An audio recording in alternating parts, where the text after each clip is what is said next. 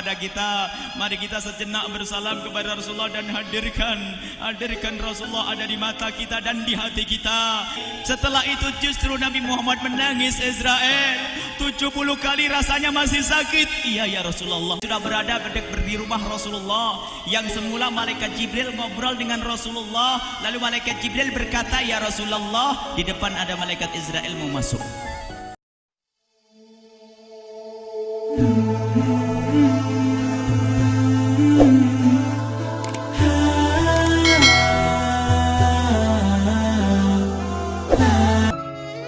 Kemudian setelah itu malaikat Jibril setelah memberikan kabar gembira bahwasanya umat Nabi Muhammad sudah dapat jaminan surga, kemudian Nabi Muhammad menyerahkan kepada malaikat Israel. Sebab waktu itu malaikat Israel sudah berada di rumah Rasulullah, yang semula malaikat Jibril ngobrol dengan Rasulullah, lalu malaikat Jibril berkata, ya Rasulullah, di depan ada malaikat Israel mau masuk. Kata Rasulullah, boleh masuk, silakan. Kemudian malaikat Israel mengucapkan salam, dan setelah mengucapkan salam, malaikat Israel menawarkan, ya Rasulullah, aku disuruh oleh Allah untuk mencabut nyawamu atau membiarkan engkau. Dalam riwayat, aku disuruh oleh Allah untuk memberikan pilihan kepadamu, al-baqa' fid dunya, tetap di dunia, atau ar-rafiqul a'la, atau dengan Allah. Nabi Muhammad menjawab, ar-rafiqul a'la, dengan Allah.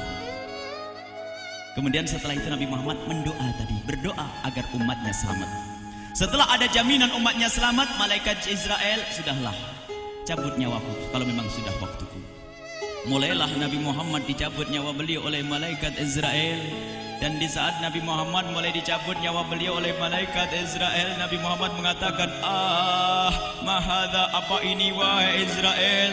Malaikat Israel kemudian menjawab, ya Rasulullah, itu adalah sakaratul maut, itu adalah sakitnya di dalam kematian. Kemudian Nabi Muhammad mengangkat tangannya sambil berucap, la ilaha illallah, inna lil mauti la sakarat, tidak ada Tuhan selain Allah, sungguh di dalam kematian ada sakitnya, sakit kematian, yaitu sakaratul maut. Kemudian Nabi Muhammad memohon, ya Allah, Allahumma khafif alayya sakaratul maut, ya Allah, ringankan sakaratul mautku ini ya Allah.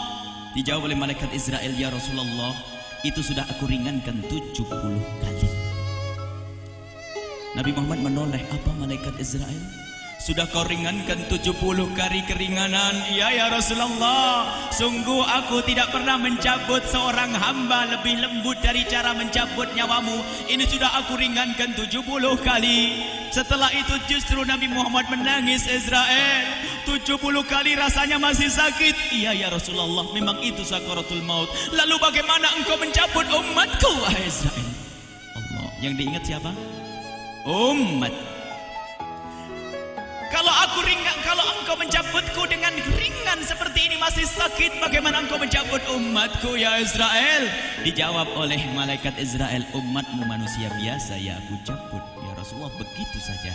Ya sudah, begitu habis. Nabi Muhammad menangis. Tiba-tiba Nabi Muhammad mengangkat tangan dan memohon kepada Allah, Allah, inna lil mauti la sakarat, la ilaha illallah, inna lil mauti la sakarat, sungguh di dalam kematian ada sakaratul maut. Allahumma khaffif ala ummati sakarat maut, ya Allah, ringankan dari umatku sakaratul maut, wa thaqqil alayya, dan bebankan kepadaku. Sampai tidak sadar doanya Nabi Muhammad seperti itu. Thaqqil alayya itu doa cinta. Seorang ibu yang pernah punya anak, tuh lihat kalau doa Rasulullah ini masih diragukan. Bagaimana Rasulullah bisa doa begitu? Itu bahasa cinta yang tidak bisa diterjemahkan dengan oleh akal.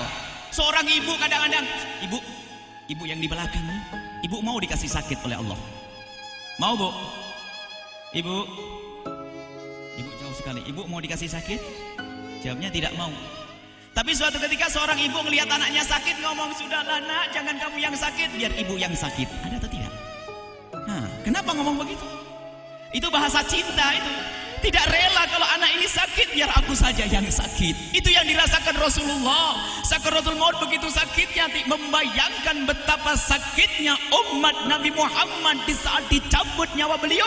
Maka Rasulullah mengatakan, ya Allah, ringankan sakaratul maut dari umatku, bebankan kepadaku saja ya Allah. Wala sawfa yu'tika fatarda. Permintaan Nabi Muhammad tidak ditolak oleh Allah, dikabul dan dikabul wahai Muhammad. Sallu ala Nabi Muhammad. Dan benar, sakaratul maut kita ditahan oleh Rasulullah, ditanggung oleh Rasulullah, sehingga digambarkan oleh Imam Bukhari di saat Nabi Muhammad dicabut nyawa beliau, Siti Aisyah yang ada di situ. Rasulullah berada di pangkuan Siti Aisyah, yang saat itu Siti Aisyah melihat keringat dingin keluar dari kening Rasulullah. Siti Aisyah tidak pernah melihat keringat keluar seperti itu. Bahkan di saat dipegang kepala Rasulullah, panasnya melebihi dari panasnya orang biasa. Setiap kali ada kain dicelupkan di air, ditempelkan di kening Rasulullah, langsung mengering. Saat itu Nabi Muhammad mengucapkan kalimat la ilaha illallah innal lil mauti la sakarat. Kemudian Nabi Muhammad berpesan dengan banyak pesan, dan di antara pesan Rasulullah adalah akri minni ala ummati salam, akri minni salam ala ummati wa ala man ittaba'ani wa ala man tabi'ani min ila yaumil qiyamati. Aku titip salam kepada umatku dan orang yang mengikutiku sampai hari kiamat. Sadari salam Rasulullah. Sebelum meninggal masih ingat titip salam. Salam kepada siapa? Bukan salam kepada siapa-siapa, tapi salam kepada kita. Maka mari kita mengucapkan salam kepada Rasulullah, karena Rasulullah sudah salam duluan kepada kita. Mari kita sejenak bersalam kepada Rasulullah dan hadirkan Rasulullah ada di mata kita dan di hati kita. Mari kita bersama-sama mengucapkan salam. Assalamualaikum ya Rasulullah. Assalamualaikum ya Rasulullah. Assalamualaikum ya Habiballah. Assalamualaikum ya Nabi Allah. Rasulullah mengucapkan salam untuk kita. Dan di saat itu Rasulullah keringat dingin keluar, maka oleh Siti Aisyah diusap. Oleh Siti Aisyah diusap, bayangkan saat itu Nabi Muhammad di pangkuan Siti Aisyah dan diusap oleh Siti Aisyah. Siti Aisyah berkata, keringat Rasulullah mengucur deras hingga aku usap, dan aku usap dengan tangannya Rasulullah. Diusap dengan tangannya Rasulullah. Siti Aisyah memegang tangan Rasulullah sendiri yang digunakan untuk mengusap keringat Rasulullah. Sahabat bertanya, Aisyah, kenapa harus dengan tangan Rasulullah tidak dengan tanganmu? Lihat jawab Siti Aisyah, karena tangan Rasulullah lebih lembut dari tanganku. Sallu ala Nabi Muhammad. Masih sempat nyanjung itu sahabat Nabi. Dalam keadaan begitu masih menyadari kelembutan tangan Rasulullah, jasad Rasulullah, kemuliaan Rasulullah sallallahu alaihi wasallam. Dan aku lebih menginginkan bahwasanya yang menyentuh jidat Nabi Muhammad adalah tangan yang paling mulia di dunia dan di akhirat. Siti Aisyah enggak berani menyentuhkan. Pengennya yang disentuhkan di kening Rasulullah adalah tangannya Rasulullah sallallahu alaihi wasallam. Kemudian setelah itu Nabi Muhammad merasakan sakit yang sangat untuk kita. Kemudian Nabi Muhammad mengangkat tangan tinggi-tinggi mengucapkan la ilaha illallah inna lil mauti la sakarat. Tiba-tiba tangan itu semakin turun dan ditangkap oleh Siti Aisyah. Dan di saat tangan itu jatuh di tangan Siti Aisyah, kemudian tiba-tiba paha Siti Aisyah merasakan berat kepala suci Rasulullah. Dan saat itu Siti Aisyah sadar bahwasanya Rasulullah sudah kembali kepada Allah Subhanahu wa taala. Sallu ala Nabi Muhammad. Siti Aisyah bingung di saat melihat seperti itu. Ditaruh pelan-pelan wajah Rasulullah, sambil menangis lalu berkata, Rasulullah sudah meninggal. Para sahabat Nabi pada bingung. Sayyidina Ali tiba-tiba terduduk, nggak bisa berdiri. Sayyidina Utsman nggak bisa ngomong. Ada orang Sayyidina Zaid berkata, aku baru melihat Rasulullah. Setelah ini aku tidak mau melihat lagi selain Rasulullah. Ya Allah, butakan mataku. Aku tidak ingin aku kotori mataku dengan selain Rasulullah. Dan dibutakan oleh Allah. Bermacam-macam kejadian saat itu. Madinah heboh luar biasa dengan meninggalnya Rasulullah sallallahu alaihi wasallam. Dan sungguh meninggalnya Nabi Muhammad adalah menghidupkan hati yang mati kalau orang faham. Tiba-tiba Sayyidina Abu Bakar datang. Setelah Sayyidina Umar mengatakan, siapa yang mengatakan Muhammad meninggal akan aku penggal lehernya. Jangan seperti orang-orang Nabi Muhammad sekarang lagi pergi seperti waktu Musa pergi kepada Tuhannya, kepada Allah, nanti akan kembali kepada kita. Muhammad belum meninggal.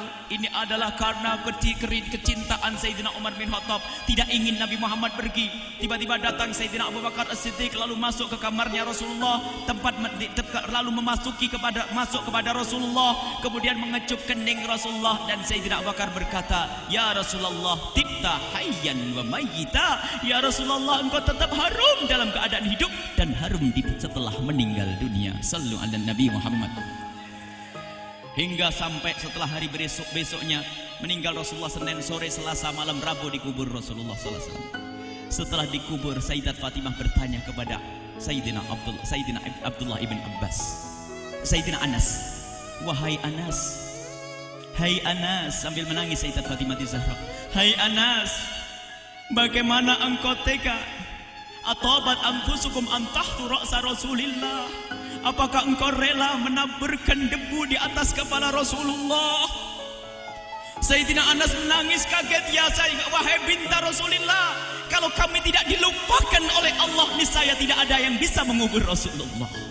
Jadi saat itu dilupakan oleh Allah, sehingga mereka tidak menyadari melakukan itu semua. Kalau mereka sadar, tidak akan bisa mengubur Rasulullah sallallahu alaihi wasallam. Ini yang diungkapkan oleh Sayyidina Anas, kalau seandainya kami tidak dilupakan oleh Allah, niscaya kami tidak akan mampu mengubur Rasulullah sallallahu alaihi wasallam. Kami yang hadir di sini, ya Allah, ingin senantiasa hadir di hati kami kekasih-Mu Nabi Muhammad. Maka kami mohon, ya Allah, jadikan kekasih-Mu Nabi Muhammad yang akan, ya Allah, yang akan mendampingi kami kelak saat Kau cabut nyawa kami, seperti yang dikabarkan oleh Engkau, seperti yang Kau kabarkan, yang Kau wahyukan kepada kekasih-Mu Nabi Muhammad. Wa absyiru bil jannati, semua hamba yang beriman akan menyaksikan surga, ya di saat dicabut nyawa mereka, dan surga, di tempat surga itu yang paling mulia adalah Nabi Muhammad. Maka kami mohon, ya Allah, saat Kau cabut nyawa kami, ya Allah, hadirkan Nabi Muhammad di hati kami, ya Allah. Dan kami mohon, ya Allah, saat di alam barzah nanti, ya Allah, saat yang sangat mengerikan itu, ya Allah, kami mohon hadirkan kekasih-Mu Nabi Muhammad, sehingga kami tidak takut dan gentar lagi dengan malaikat mungkar nakir. Dan ya Allah, kami mohon di saat di padang mahsyar nanti, ya Allah, hadirkan kekasih-Mu Nabi Muhammad. Jadikanlah kekasih-Mu Nabi Muhammad yang akan menemani kami dan akan membonceng kami, membawa kami ke telaga Kausar, lalu kami diberi air minum dari air telaga Kausar hingga kami tidak akan haus selama-lamanya. Ya Allah, jadikan kekasih-Mu Nabi Muhammad yang akan menemani kami di saat kami menyeberang Siratal Mustaqim hingga kami tidak akan terjerumus ke neraka jahanam. Dan jadikan kekasih-Mu Nabi Muhammad yang akan kami saksikan setiap saat di surga-Mu, ya Allah. Ya Allah, jadikan kekasih-Mu Nabi Muhammad yang senantiasa, ya Allah, kami lihat kelak di surga. Dan jadikan ucapan kami di akhir hayat kami kelak adalah, ya Allah, kalimat yang kami ucapkan di akhir hayat kami kelak, ya Allah, adalah kalimat agung dan mulia, La ilaha illallah Muhammadur Rasulullah. La ilaha illallah Muhammadur Rasulullah. La ilaha illallah Muhammadur Rasulullah sallallahu alaihi wasallam. Rabbana atina fid dunya hasanah wa fil akhirati hasanah wa qina adzabannar. Wa sallallahu ala sayyidina Muhammadin wa ala alihi wa sahbihi wasallam. Walhamdulillahirabbil alamin. Al-Fatihah.